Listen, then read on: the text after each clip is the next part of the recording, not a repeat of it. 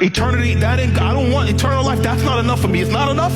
I want a husband. I want a wife. I want a bag. I want a house. I'll take that reward and I'll be poor now, suffer now, have a damaged eardrum now. I'll grind now for eternity. Let me show Truth. Accurate. Conviction. Vanity. Are you just living for this life? Or are you living for eternity? Watch what happens when you die. eternity, that ain't, I don't want eternal life. That's not enough for me. It's not enough. I want a husband. I want a wife. I want a bag. I want a house. I'll take that reward and I'll be poor now, suffer now, have a damaged eardrum now. I'll grind now for eternity. Let me show you why it's enough. Revelation chapter 20, verse 11. This is what Jesus gave John, the last surviving disciple on the island of Patmos. Since eternity is not enough reward for you, John said this: Then I saw a great white throne, and him who was seated on it. From his presence, earth and sky fled away, and no place was found in them. And I saw the dead. This is what's going to happen when everybody dies.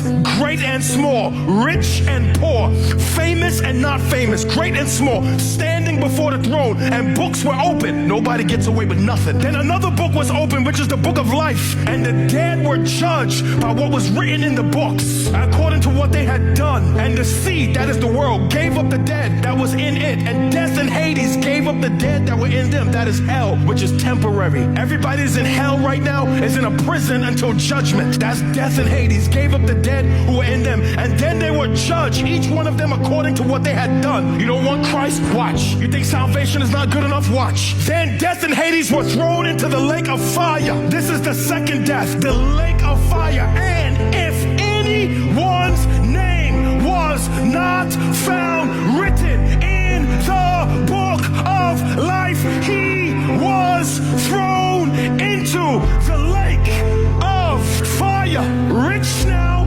burning for eternity. Prideful now, burning for eternity. Arrogant now, burning for eternity. Salvation ain't good enough. That's not a reward to celebrate Jesus over.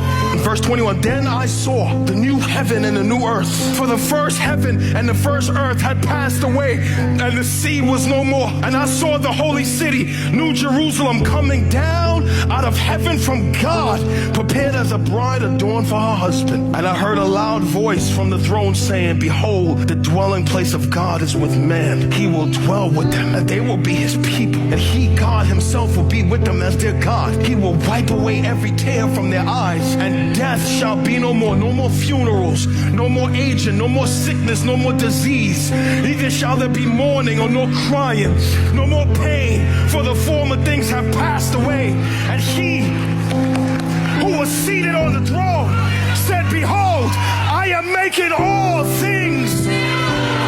Woo! Behold, I am making all things new. Also he said, write this down, for these words are trustworthy and true. And he said to me, it is done. Woo! I am the Alpha and the Omega. Woo! Jesus. I am the beginning and the end. To the thirsty, I will give him from the spring of water of life without payment. To the one who conquers, he will have a heritage, and I will be his God and her God, and he or she will be my son or my daughter. Salvation ain't good enough, but as for the cowardly, the faithless, the detestable, the murderers, the sexually immoral, the sorcerers and diviners, the horoscopes, the idolaters, the liars, they're gonna have their portion that burns in the lake of sulfur and fire, which is the second death.